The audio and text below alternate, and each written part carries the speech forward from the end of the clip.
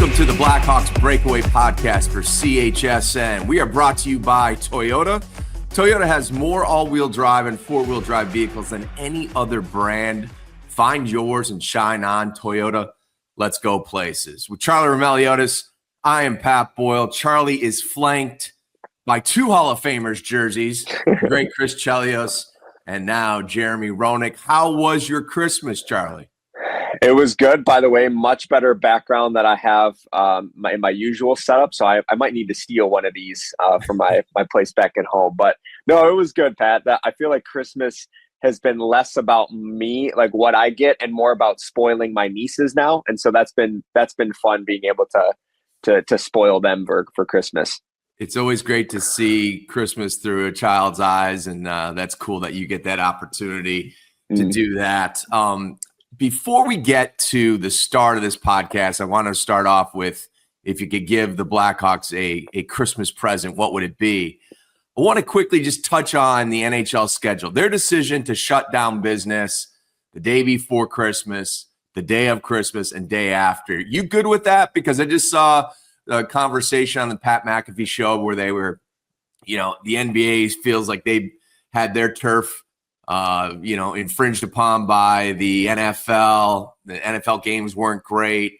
I kind of like it the way it is. I don't think that the Hawks or the NHL need to, try to jump on Christmas Eve as just a night to, have the sports landscape to themselves and take away from the family aspect part of it and the holiday part of it. Yeah, no, I totally get that. And I think the fact that the NFL has now elbowed their way into Christmas Day as well makes it seem like we're not competing, the NFL, it's competing with the NFL, with the NBA, and to throw in the NHL as well. I don't think, I think I like the way the NHL does it. Give the families a little 3-day holiday reset. I think the NHL understands where they rank among the main American sports. And so finding different areas or finding different spots in the calendar, I think makes sense. And I like the 3-day holiday. Yeah. Break. And that's what the Winter Classic is all about, right? It usually was the January 1st day. It was your oppo to the Gator Bowl or to the Outback Bowl or whatever bowl game was kind of midday on New Year's Day. Now you're trying to meander around a college football playoff, meander around an NFL schedule that pretty much seemingly plays every day, and now it'll be on New Year's Eve. So I think, you forego the week of Christmas and you give the whole league those 3 days off, and then you carve something out like they do the week of New Year's. Yeah, and selfishly, I like having 3 days off. I would not want to be working on Christmas Eve or Christmas Day to compete with the other NBA and NFL. So I don't mind this at all. Amen to that. All right. So let's get to today's podcast. If you could give the Blackhawks a Christmas present, what would it be? I'm going to have you go first because yours is more in the here and now and mine's more futuristic thinking. So I'll have you go. Well, I'm going to give the Hawks the gift of a consistent line mate for Connor Bedard. And I think it's been the one piece of the puzzle that has been missing most of this season. But the last two games, I think we saw a glimpse of the answer, or my present, minus the bow. And that is Taylor Hall and Tyler Bertuzzi. We saw Hall with 2 assists and 3 shots on goal against Minnesota. Bedard had a goal against Minnie. He had a goal and 2 assists against Calgary. Bertuzzi had 2 goals and an assist. So let's stick with this for a little bit. Let's see if this line can continue to generate offense 5-on-5 and obviously contribute on the power play. But let's try to gain some momentum here. And so that would be my present. And I think we've kind of already seen it a couple days before Christmas. Yeah, and I will say they tried giving Philip Kurashev a run in his usual spot, and I think the Hawks had carved out 5 games for Philip Kurashev. They said we're gonna keep you 5 games with Connor Bedard in your normal right wing spot that you played in last year, and unfortunately Kurashev was not able to take advantage of that opportunity. And so now he's been a healthy scratch for the last several games. And I think the Tyler Bertuzzi, Connor Bedard combo is one that I was hoping that we would get much earlier, and something that we saw all of training camp up until the final day before the regular season started. The Hawks ended up pivoting away from that and really never went to that option on a consistent basis until now. And so I would like to see the Bertuzzi-Bedard duo stay together for a longer period of time. And if you want to rotate the other winger, whether it's Teravainen, like put Teravainen back with Bedard now that he's starting to feel himself again, roll with the hot hand right now in Taylor Hall and Tyler Bertuzzi, because it seems like those two are playing off of each other well. So I agree, Pat. I think the consistent line mates for Connor Bedard, he has played with seemingly everyone on the forward roster so far. So I think just spreading it out and giving him a good run with some consistent line mates for sure. Amen to that. Okay, so your futuristic present would be what? Yeah, and I'm actually going to kind of stay on the similar line, but look at a longer term picture of this. And I think last year the defenseman crop in the draft, I think, was really strong. And I think this year the forward crop in the NHL draft class is very strong, especially in the upper echelon in the top 5. And so for the Blackhawks, they went into this season with elevated expectations. They did not have it on their bingo card that they were going to be dead last going into Christmas. I think if you would have told them going into the season, they wanted to be closer to the middle of the outside of the playoff picture than they were the very bottom of the West. And so I'm going to say if the Hawks if they're going to be in this position, kind of hovering in the bottom 4, bottom 5 all season long, I'm going to say a Christmas gift for the Blackhawks would be another lottery win, because I think you're looking at this season, we want consistent line mates for Connor Bedard. But I think for me, I'm looking long picture, and I want to say, okay, who's going to be Connor Bedard's kind of permanent-ish line mate 5 years from now when the Blackhawks are in their championship window? And I think I don't want to go too deep into it because I know we're going to get into some draft coverage later, but I think there are some there are some elite forward talents in this draft class that you could be salivating if you're a Chicago fan, if you figure like, okay, end of the season, if the Hawks are still in the bottom 3, this wouldn't be a bad lottery to win again. And so then, or by the way, if the Hawks finish dead last and they win the number 1 overall pick, that technically does not count as a lottery jump. And so they would still have another lottery potential win in them, but I digress. I'm thinking long term. I like what you're thinking. I think we all, we'll take the lottery pick. We'll take the highest pick we can possibly get, and the chances of landing a great elite player. And we'll get more into that a little bit. World Juniors are underway in Ottawa. And while most of the participants have already been drafted by NHL teams, there are some that haven't been. So we'll get a close look at that. And kind of, if you just look at the standings, after losing 2 straight, they're 32nd in points at 12, 21, and 2. They've got 26 points. They're 2 back of the Sharks and Sabres, and like 4 to 5 back of teams like the Red Wings and others who made a coaching change over the Christmas break. So even if they went on a heater per se and they won like 6 of 7, it does seem like they're going to be in the bottom 5, the bottom 6. Right. Yeah. And I think if you would have asked Kyle Davidson going into this, I think he would have much rather be in the kind of 8 to 10 range this year, because that would have signaled a step in progress standings wise for the Blackhawks. And I think, Pat, it was also evident in the fact that Kyle Davidson tried trading up into Columbus's spot number 3 in the draft last year to presumably take Ivan Demidov. And I think he was expecting this year, like, I think if you ask the Blackhawks, they thought maybe Demidov would go number 1 overall in this year's draft class. That's how, maybe 2 overall, whatever, depending on how you look at it, with the fact that they valued Levshunov just a tad higher. But I think given the fact that the Hawks wanted to trade up into the first round into the top 5 last year, signals that the Hawks were hoping to take that next step into that first round pick would be more in like the 8 to 10 range versus, the bottom 5 range. So if the Hawks now, they sit dead last going into Christmas or coming out of the Christmas break, might as well take advantage of it if you're going to kind of be in this position, and hopefully the Hawks can get another high draft pick. And that could be the sign of, okay, this is the last year the Hawks are hoping to be in the bottom 5, and you can start that upward trajectory maybe a little bit quicker.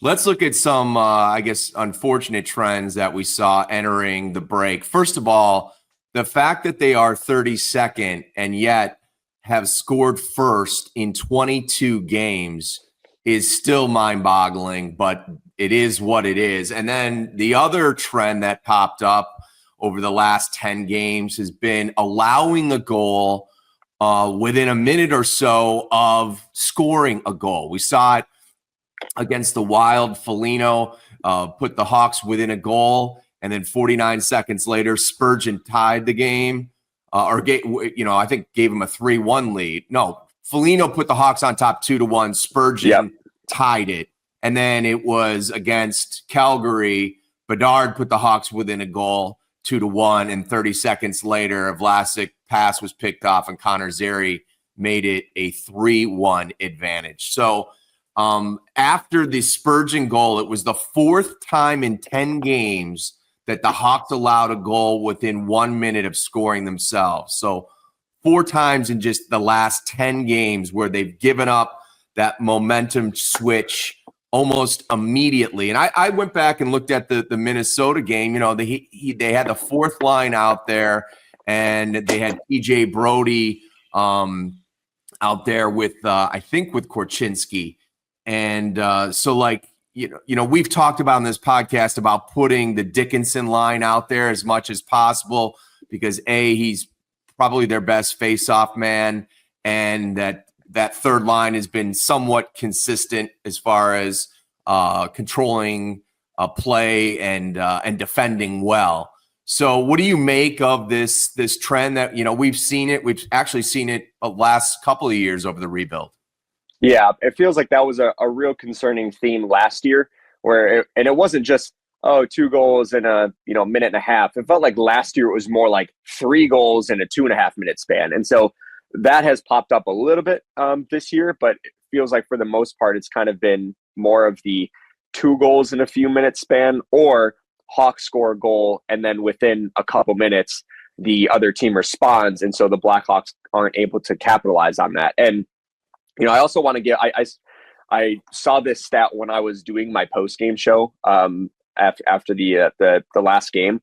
And so shout out to Jay Zawoski. He ended up tweeting this. He said, by my quick math, Jared Spurgeon's goal in the second period was the 16th time the Blackhawks had allowed a goal 3 minutes or less after scoring a goal of their own. 16th time. Now, I will say this, I did not fact check that, so I'm trusting Jay that he did. So Jay, if you are wrong, I'm coming at you. But, it's a lot. And so I think the eye test kind of lines up with what you're seeing as well.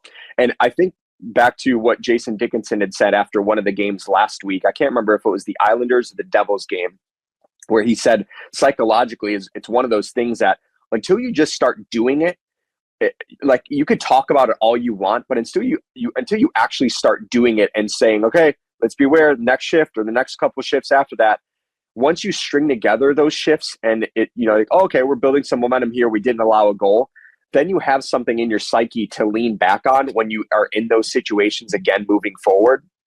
But when you're in those situations and it keeps happening, it's almost like it's a self-fulfilling prophecy where you're like, you're thinking about it, and then it happens, and it's like you're almost thinking about it too much, where it's like maybe just kind of like think about it less and just go out there and not let that completely demoralize the psyche once that goal happens. And so I think a part of it is mental, but I think also part of it, like we mentioned, the potential solution on this podcast a couple of weeks ago of like, throw out the Dickinson line or the 4th line to make it more of an identity type shift after a goal. And so I'm not sure what if you go back and look at every single scenario, what shift ended up or what line ended up playing after each of those goals against. But I think mentally, more than anything, is where the Blackhawks is haunting them. One thing I think we've seen differently this season than last year was a stronger finish in the third. As you mentioned a little while ago, not only would the opposition get a quick goal, but it seemed like they'd get the second and the third goal, and it would be a 4-1 game out of reach.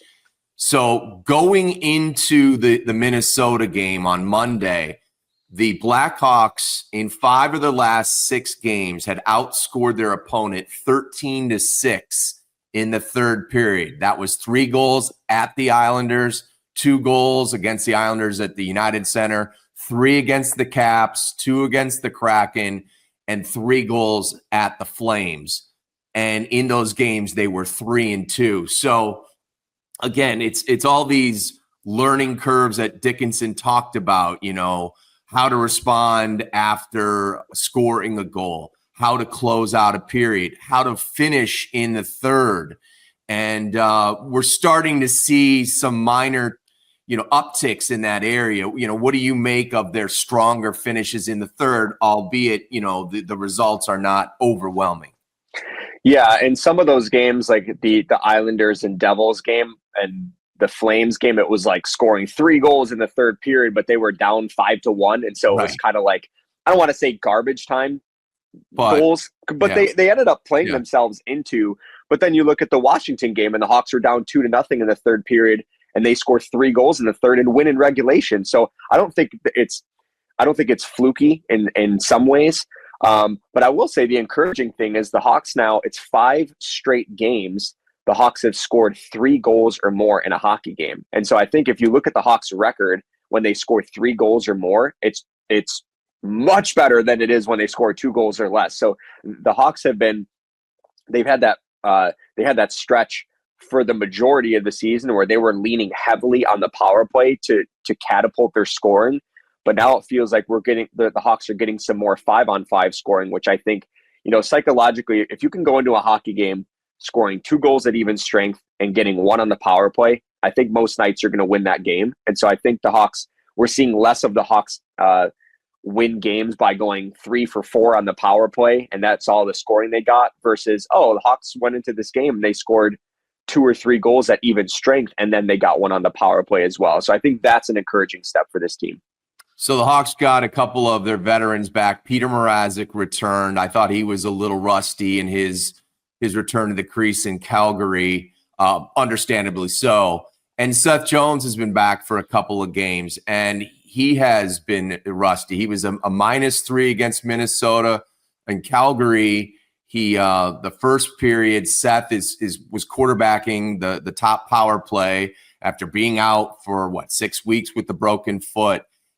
He pinches, he ends up falling along the boards, and that led to a Huberdeau shorthanded goal. So I was kind of surprised, Charlie, that he was inserted kind of like right back into his top D pairing role as far as top minutes, all situations, number 1 power play. I thought it was a lot for someone who'd been off and not playing for such a long time. I agree. And when they ran the defenseman pairings during warmups, Seth Jones was on the second pairing with Nolan Allen, and it was Vlasic and Murphy on the top. But then you look at the end of the game, you're like, he logged north of 26 minutes in the first game, and he only had 1 practice. And I was a little surprised, too, to see him go immediately back into that power play quarterback spot. I know they reserved the second one for Kevin Korchinski, so you don't want to, So Vlasic now is just no longer on the power play. But I think the thing that was weird to me is that Seth had gotten 1 practice in, but if I'm trying to remember that practice, I don't think they worked on special teams. I don't think they did. Yeah, so it was kind of like, here, back on the power play. I almost would have liked to see him, the Blackhawks ease him back in, and even with the power play clicking, not clicking as red hot as it was previously, but it was still generating chances. I think I would have liked to see the Blackhawks ease Seth Jones back into that role. But here's where I'll defend Seth Jones for a little bit. So the Hawks made the coaching change when Seth was out of the lineup. So he's kind of getting reacclimated to a new system. And as much video as he's watched and has included himself in the coaching meetings and whatever to make sure that he's back up to speed quickly when he did return to the ice, it's still going to take a little bit of time of gelling with the new system with a 5-man unit. You know, it's one thing to just watch it on video, but then to actually go play it and you're playing out these scenarios in real time. I think it's going to take him a little bit to get used to. I remember it was the game or two right after the Blackhawks made the coaching change with Anders Sorensen, and Jason Dickinson had pinned one of the game-winning goals on him because he was like, I had the old habit in my mind. And so, you know, even that first game for Jason Dickinson, when everyone was trying to get acclimated to the system, you know, he felt like he messed up in his scenario or in his situation. So I think I'm going to give Seth Jones a little bit of a grace period to, one, get his legs back from underneath him without having much practice time. And two, just getting acclimated to a new system while also doing so with his new teammates and experimenting that, you know, or experiencing it on his own, like in real time. Yeah. You know, the thing that I had a little bit of a question mark with was Vlasic was playing so well as that top power play quarterback and had been really increasing his productivity from the point, getting shots through to the net. We talked about his uptick in miles per hour on his slapper. And I understand the Korchinski situation. He's the future. Probably Levshunov might be your other quarterback down the road. And like you said, limited practice time. It's kind of funky the way that, again, they play these back-to-back games, which means it's a guaranteed off day the next day. And they had a holiday party thrown in and a skating party, that is, with families and all these other kind of responsibilities leading up to the Winter Classic that it has hamstrung them a bit when it comes to practices. And that's the one thing that Anders said, like, what's the difference or what's the biggest surprise about jumping from the AHL to the NHL coaching wise? He goes, less practices.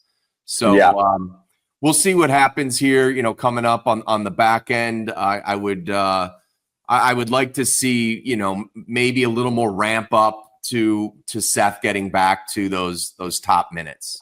Yeah. And the only thing I can think of that might potentially be playing a role in this is that I know Vlasic has taken a couple maintenance days during practices, so I'm not sure if he's 100% healthy right now. And so maybe they overexerted Vlasic while Seth was out and also Alec Martinez.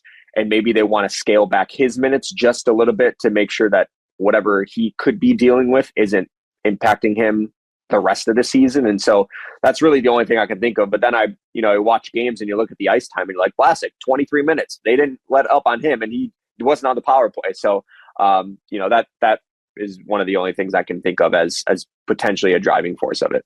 The day after Christmas is Boxing Day in Canada. It's also the start to the World Junior Championship a couple years ago.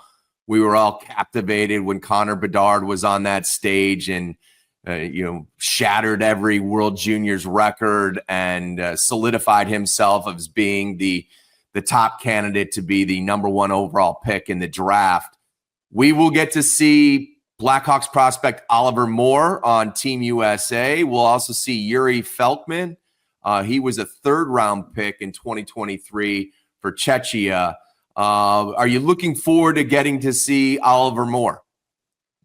Absolutely. And he was on that team last year for Team USA that ended up winning the gold medal, but he didn't play as big of a role as he's likely going to play this year.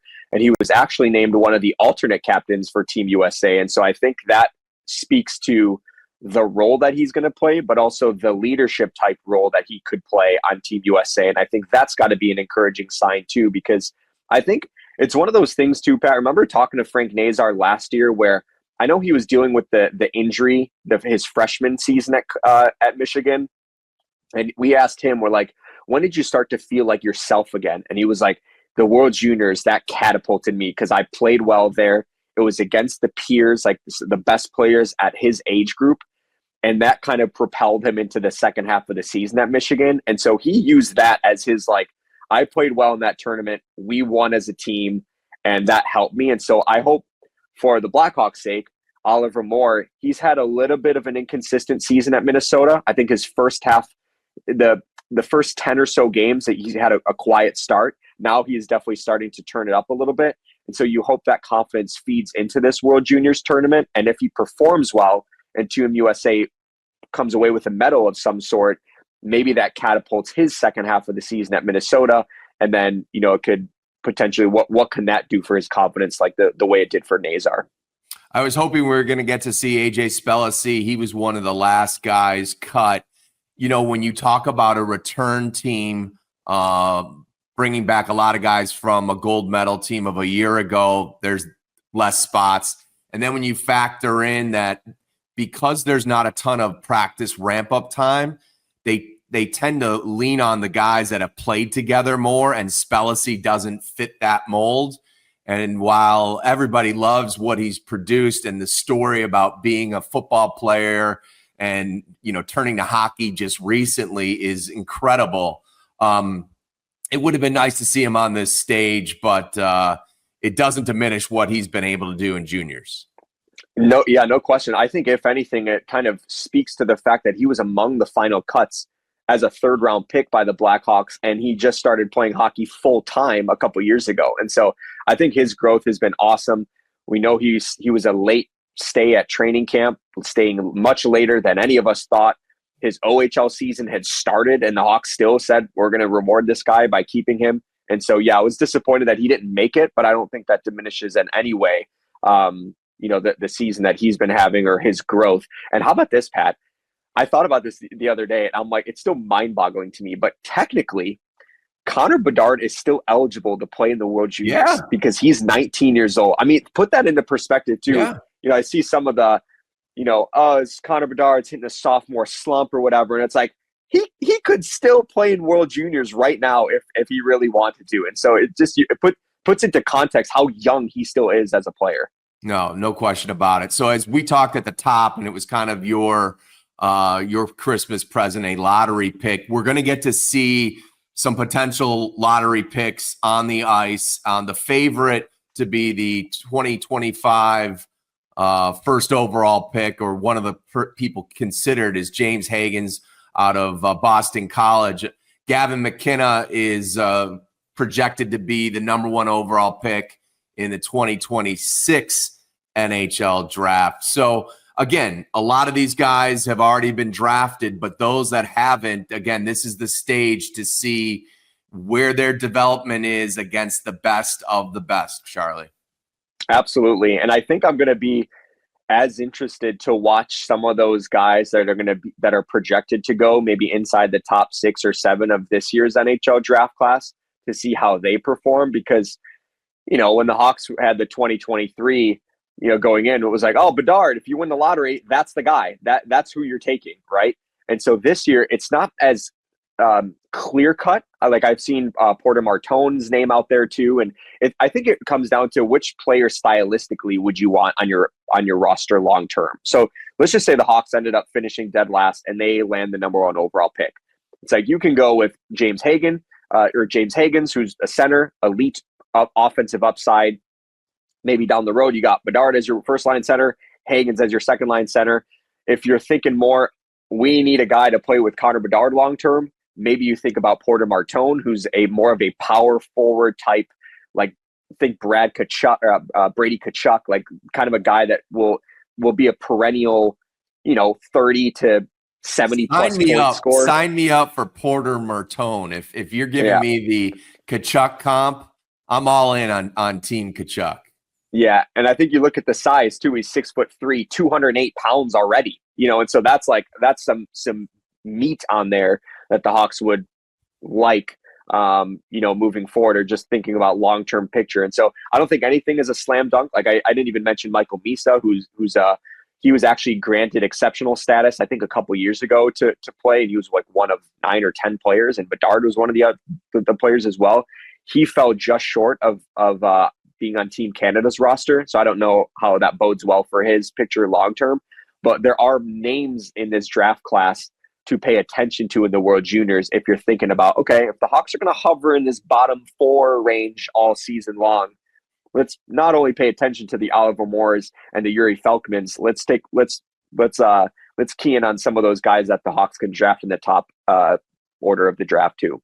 As we finish things up, biggest surprises in the NHL and biggest disappointments at the Christmas break. I'll start with you as your biggest surprise. biggest surprise to me has to be Washington. I mean, they are an unbelievable hockey team, and it's just looking at some underlying numbers too. They're legitimately one of the best 5-on-5 teams in the league. They have a plus 23 goal differential at 5-on-5, which is second best in the NHL, only to Tampa Bay. And they're doing this without Alex Ovechkin, like for the last month and whatever 5 weeks it's been. And so they've been unbelievable. We've talked about Dylan Strome's resurgence as well. And so I think they just kind of changed the makeup of their group by getting Pierre-Luc Dubois and shoring up their goaltending position by adding Logan Thompson. Now they have a good 1-2 punch. I did not see this coming. I thought Washington was trending the other way, just like Pittsburgh was. And for them to be like legitimately one of the best teams in the NHL. And oh, by the way, Hawks beat them 3-2 on that. So that was an impressive win by Chicago. But I did not see that coming by Washington. I did not see coming 4 coaches fired before January 1st. So we had yet another over the break. Derek Lalonde, long been trending to be on his way out in Detroit, is indeed gone. Todd McClellan will take over. And this is the 4th. It started with Jim Montgomery. Then it was Drew Bannister of the Blues. And then, of course, Luke Richardson here in Chicago in early December.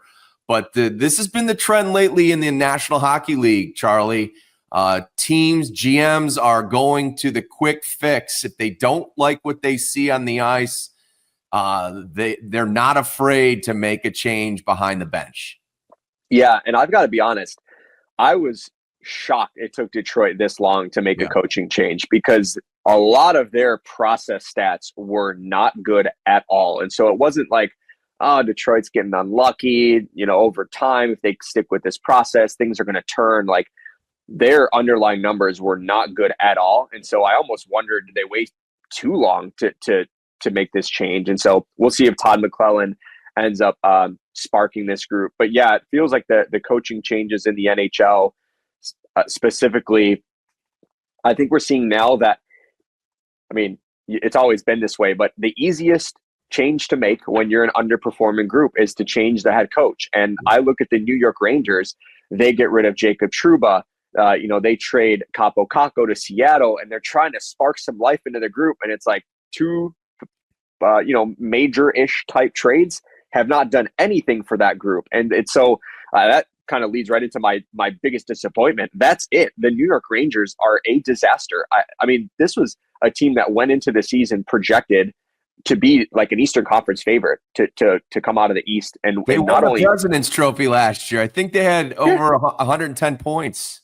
Yeah. And it's not like they had terrible stats last year where they're like, that was a blip on the, it's shocking how much of a turn this team is taking. And I honestly don't even know where you start. Like, you almost have to, I feel like you almost have to clean house management and coaching staff, but I don't know how you do that in a short period, because you can change the management right now, but that's not going to lead to a spark on the roster. Like, it's the coaching change that leads to that. And so I don't know I don't know what you do there. Yeah, that's my biggest disappointment. It's the same as yours, the Rangers, from President's Trophy to right now a dumpster fire. And did you see, after they lost to the Devils, did you see the Devils social media troll the Rangers? They're like, hope you guys make your way back across the river all right. And it was the meme or the gif of a dumpster fire. Did you see the what the Devils played on their Jumbotron as well during, I think it was like the first TV timeout? They showed a picture, or they showed the video of Jack Hughes getting drafted and the crowd cheering because Kakko went number 2 and he is no longer on the roster. Right. And Jack Hughes looks up at the Jumbotron and he starts laughing when he realizes what's going on. And so, man, it was troll times 2 for the Devils on the New York Rangers. And there's been a lot of puzzling things the way Chris Drury has handled it. Basically putting all his players on the chopping block and letting everybody know publicly. I don't know if that's good for business. The Trouba thing felt dirty. So I'm with you. There's a lot of questions from a management perspective. I just can't believe you can go from the penthouse to the outhouse that quickly in this league. But I guess we're seeing things, much like the NFL too, where you can go from last to first and you can go from first to last in pretty quick order. Yeah. Well, the rumor was after they had gotten rid of Jacob Trouba and traded Capo Caco, they ended up opening up, I think it was like $8 million plus in cap space. And so it was like, oh, okay, the Rangers are clearly not done. Like they want to go make a big splash now and add to their roster. Larry Brooks of the New York Post had put it out there like hours after the Trouba trade that no, the Rangers are what they're targeting, Brady Tkachuk. And, then the owners, the Senators owner comes out and says, that's soft tampering, and didn't mention the New York Rangers by name, but it was, kind of led to this big firestorm. And so I'm wondering if the Rangers are going to make some sort of big splash in this foreseeable future. But that seems like such a fractured organization from management to coach to player that I don't think adding one big fish is going to shake up that team. I think they need to kind of do a little bit of a roster or need some reconstruction outside of the roster. So happy holidays to everybody out there. If you're traveling to see family, thanks for listening to the podcast, and get to your destination safely and back to Chicago or wherever home is. And we're going to do a podcast, Monday, the day before the Winter Classic. So we'll recap the Friday tilt against Buffalo and Sunday's game on Monday, and we'll get everybody primed up for our New Year's Eve extravaganza. I know you'll have a radio pre-game. I think you're at Murphy's, right? Yep. And then you guys are at where? Bernie's. All right. So yeah, you want to do double duties. The bar pub crawl, Blackhawks style. You started the WGN radio broadcast over at Murphy's, and make your way over to Bernie's at Clark and Clark and something. Look it up. You all have iPhones. Waveland. And so we'll be there. Kaylee Chelios, Rick Ball, myself. I think we're trying to bribe Darren Payne to come over as well. So we'll be there, and we'll have tickets to give away. So that's all coming up on the horizon. Thank you for watching and listening to the Blackhawks Breakaway Podcast from CHSN, brought to you by Toyota. Happy holidays. We'll see you next time.